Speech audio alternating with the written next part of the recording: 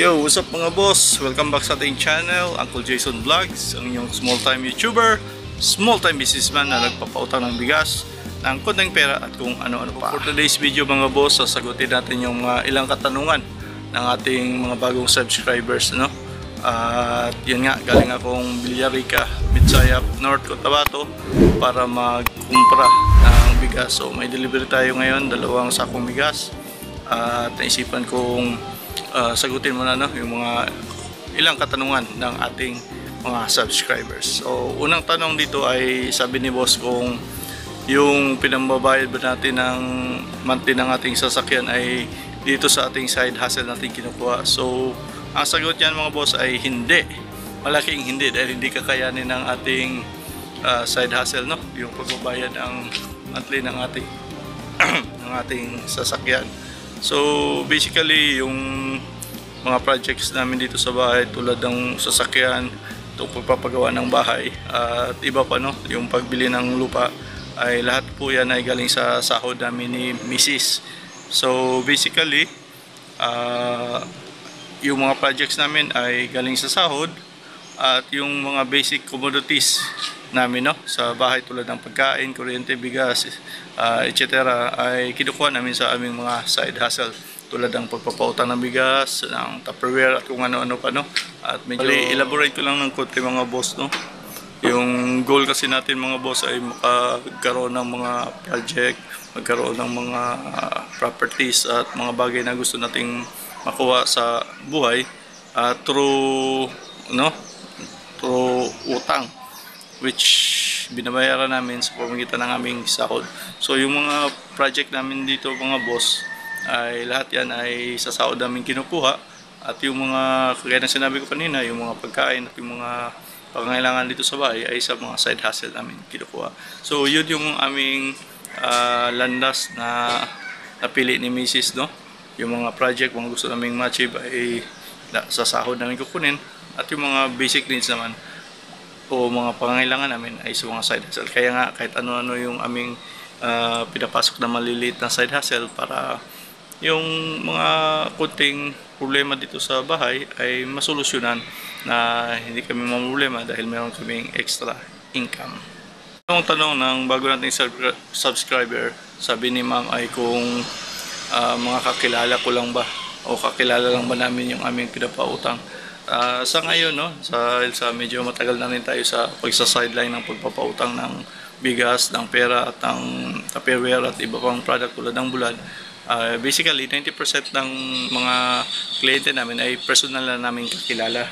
So nagtitake risk rin ako, katulad ngayon mga boss, no, mayroon akong 10 kliyente, bagong kliyente na pinangutang na hindi ko talaga kilala, kasi wala talaga akong ideya kung sino sila. Nakilala ko lang sila dahil sa mga nagpo-post tayo sa Facebook at sa mga kaibigan. So sa 10 na yun, itong realidad, 2 lang doon ang good payer, 8 ang hindi good payer. So yun ang isa sa risk taking na kailangan nating tanggapin mga boss sa larangan ng pagpapautang. Masama bang loob ko dahil dito? Hindi, dahil alam ko naman na ganito yung possibility, no. Pero tingin ko naman magbabayad dahil nag-promise naman sila sa akin. Pero kagaya na sabi nila, no, promises are made to be broken. Nire-ready ko lang yung sarili ko sa possibility, no, na malugi. Pero dun sa 8, may 4 na nakabayad ng paunti-unti, at yung 4 naman, 2 doon yung naghihintay daw ng sahod. At itong 2 na ito ang medyo alanganin ako, kasi basta alanganin ko ito parang tanggapin ko talaga ito. Pero sana yung dalawa naman ay mga 2 o 3 buwan lang. Mag-2 o mag-3. Pero tingin ko magdalawang buwan na, no, na hindi nakabayad. So basically, meron akong 4 na tagilid. So sige lang, ganun talaga yung negosyong ito, tatanggapin natin yan. Hindi naman tayo ano tawag ito, hindi naman natin ugali na mang-away dahil lang sa hindi na ba tayo nabayaran. Basta hindi lang tayo magutungan, okay naman yan. At importante, nakain nila yung bigas. Yun na lang yung kunin ko sa akin, no? Nakain naman lang ng pamilya nila yung bigas. Yun na lang yung pa-Christmas gift ko sa kanila kung sakali.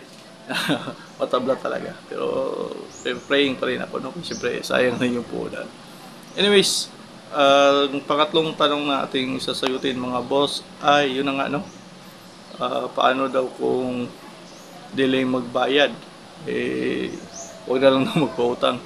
Actually, hindi ko naisipan dati na magnegosyo, no? Ang sahod, tawag ito, yung tinatawag lang, depende sa sahod, yung gastos natin sa bahay. Kaya nga, habang tumatagal, nagkakaroon tayo ng pamilya, nagkaroon tayo ng mga pangarap, at nakita natin na hindi sapat yung sahod lang. Dahil kung sahod lang yung asahan natin, tingin ko sapat lang siya, no, sa pang araw-araw.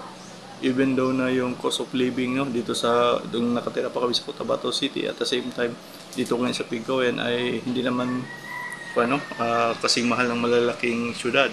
So yung cost of living dito sa tinitirahan namin yan sakto lang, dahil maraming mura dito, mura yung mga gulay, mura yung mga bilihin kumpara sa malalaking syudad.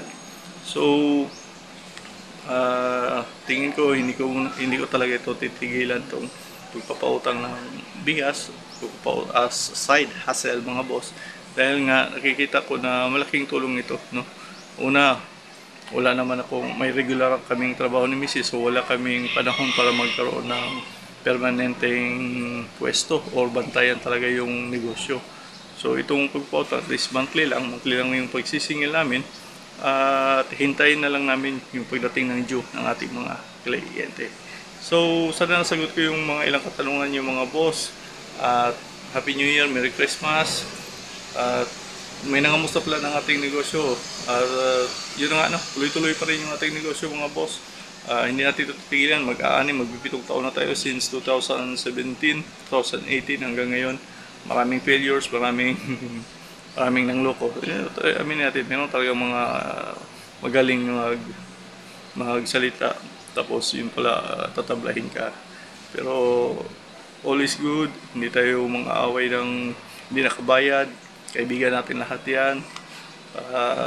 Salamat tayo dahil meron tayong asawa na maintindihin at talagang kahit anong mangyari nasa likod natin para tayo ay tulungan at siyempre suportahan. Maganda pa rin na magkaroon tayo ng partner sa buhay or asawa, girlfriend na kaya tayong suportahan, failure man o abunda kung sa Bisaya pa. So anyways, maraming salamat mga boss, at sana maging maganda yung taon nating 2025.